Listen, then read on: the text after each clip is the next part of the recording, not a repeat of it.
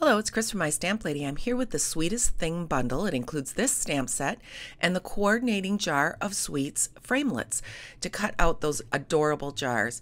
You can find this bundle in the Stampin' Up! Occasions catalog on page 15. Here you're going to find some samples, the stamp set. Additional items available in the suite, including the dies, are found here. Today I'm going to focus on 2 ways to use designer series paper in your card making. So I've used it here to cut out some of the candies. I've also embossed them to add a little depth, and I've also used it over here on the left side as an accent piece. So we are going to get started. All of the supplies are listed on my blog. All the paper sizes are there too. So the link is below if you'd like to find out what size to cut your paper. We're going to start out with the Coastal Cabana card base, which is a half a sheet of 8.5 by 11, folded in half. And then I also have this piece that's a little bit smaller that I'm going to emboss with the polka dot embossing folder. So I'm going to run this through my Big Shot. I've simply added this designer series paper to the left side. This is the quick way to use it. Next, I'm going to quickly move on to cutting out 3 pieces of the candy that have that detailed embossing in the center. And I'm placing the candy on a diagonal so that I will have stripes go through my candy. So you'll notice I'm carefully placing those, and I'm running it through the Big Shot with the magnetic platform. Because I just used a magnetic platform, it didn't really emboss all of those lines. So I'm using my Take Your Pick tool with the embossing end, and I'm just doing some blind embossing or pressing so that I can get the details more clearly put into that paper. It adds a nice dimension to it.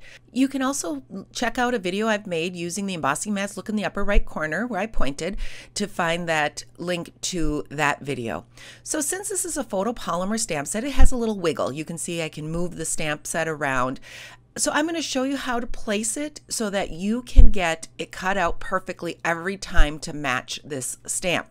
Place your die with the cutting edge up and just set carefully your stamp into that die, and then press your acrylic block down onto the stamp, and then take off the die, of course, but that is how you're going to get that image to line up with your die.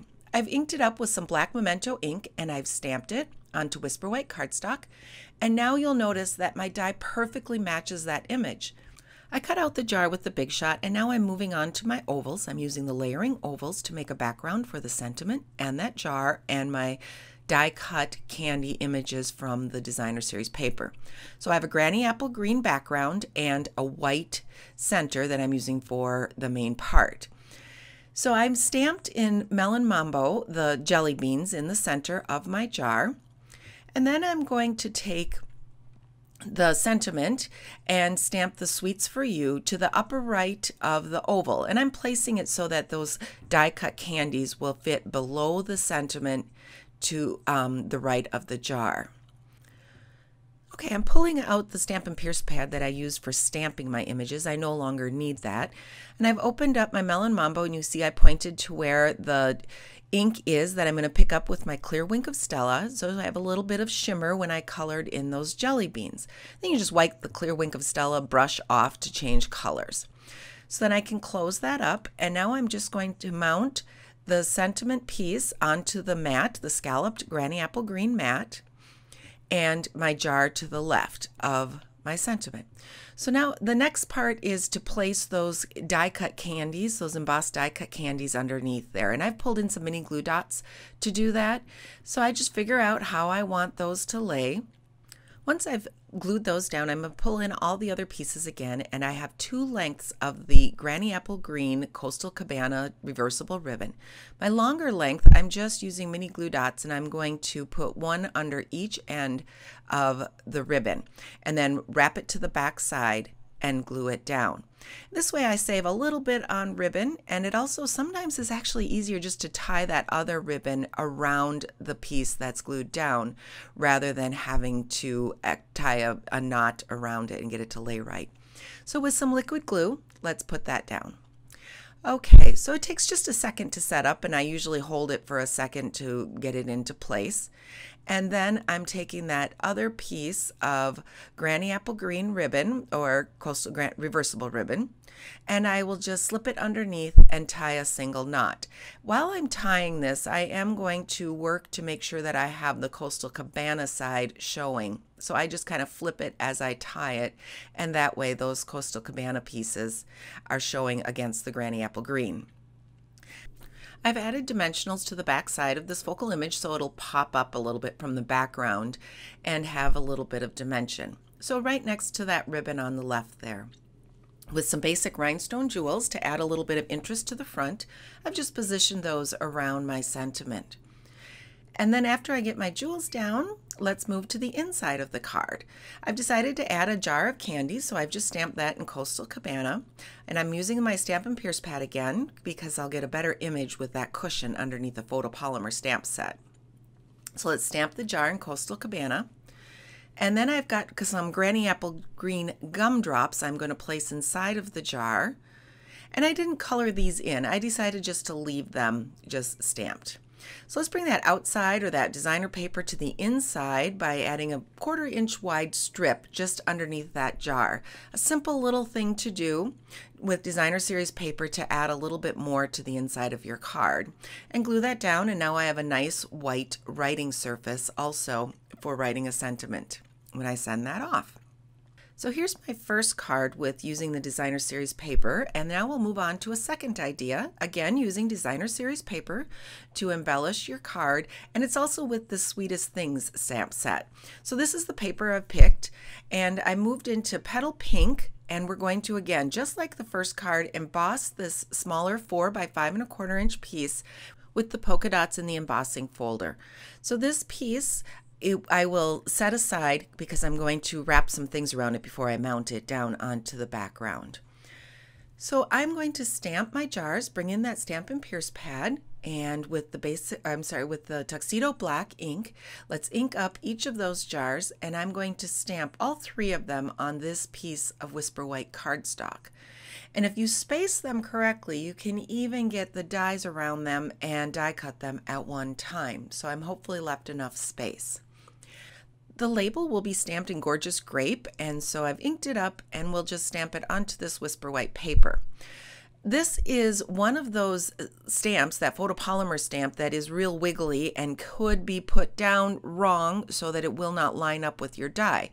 So you can see if I place that down, now I've exaggerated it, but it will not line up with that die. So what you do instead is you take the die, place it cutting side up, and then place your stamp into the inside of the die carefully. You're not pressing it in there, just setting in there carefully so it'll follow the die. And then you press down gently with your acrylic block, and then when you pull that photopolymer stamp out, it's lined up perfectly with your die. Okay, so I've placed the dies around the jars and the label and run them through the Big Shot and cut them out. So now we're moving on to embossing the sentiment, and I have a piece of Melon Mambo cardstock here. I am inking up that sentiment and stamping it with Versamark onto my Melon Mambo cardstock. I've dipped it into my Whisper White powder that I've transferred from the jar into one of these little containers, making sure I have all the excess powder off, and even take a paintbrush and remove any powder that you don't want heat set, because once it's heat set, it's on there. So I'm closing up that box, and let's pull in that heat tool. I like to warm up my heat tool, and it does take a few seconds to do, but as soon as it's turned shiny, you know that it's done. So with the smallest oval from those layering ovals, let's die cut this to fit onto that label. I used a little bit of washi tape to hold it in place while I ran it through the Big Shot, just so it didn't slip. So let's pull out all those pieces that I've cut. The first one is easy here. We'll just mount that happy birthday right into the middle of the label. And then I'm going to use my jars, and I'm going to stamp some of the different candies in them.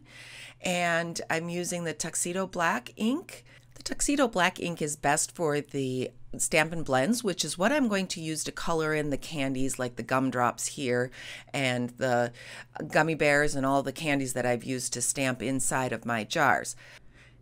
I have pulled that Stampin' Pierce pad back in, so it's underneath my white paper here where I'm stamping all these candies. Okay, here's a variety of the blends that I used. I used the Dark Lovely Lipstick, the Light Blackberry Bliss, Light Pool Party, Dark Daffodil Delight, and Dark Granny Apple Green. So I'm just going to go ahead and use the blends just solid. I'm not doing any type of shading. But the first thing, I use the Light Pool Party to just add like a glass look to my jars, and I'm using the brush end and doing a really quick job of just coloring around just so that it's not a stark white. Next, I pulled in the blends in the different colors, and I go a mix of using the bullet end for some really small areas and using the brush end if I have a larger candy area to fill. And I just chose these colors because they are from or similar to my pattern paper. So that's where I pulled all my colors from, including the Petal Pink for the card back for this card in the Coastal Cabana. And I sped it up here as I did some really quick coloring for you because you don't want to watch all of my coloring of candy. I love using the blends. It gives a nice solid color. It blends together even if you dry in between or stop in between, I should say. You don't have lines in between. It will blend even if you go back and add some color over a place that you have already colored in the past. So there are my beautiful jars. And I saw this when I was at our onstage in the catalog, and I loved this set with the candy shop stuff. Let's glue down that pattern paper onto that Petal Pink card front. Again, I pulled in some liquid glue. I like using the liquid glue when I'm going over some embossed areas like this paper. And then I just figured out some placement for my jars, where I wanted to position them. And after I've kind of roughly put them down, I have taken some of my snail adhesive and just put those in place. I did not add Wink of Stella on this card, but that would have been a fun add to the candy too, to make that shimmer a little bit. Now I'm going to wrap right around this card front with the Gorgeous Grape mini striped ribbon. I love this ribbon. It's a narrower ribbon, which works really nice with the stripes. And I just tied a knot to the right side. You can see that there.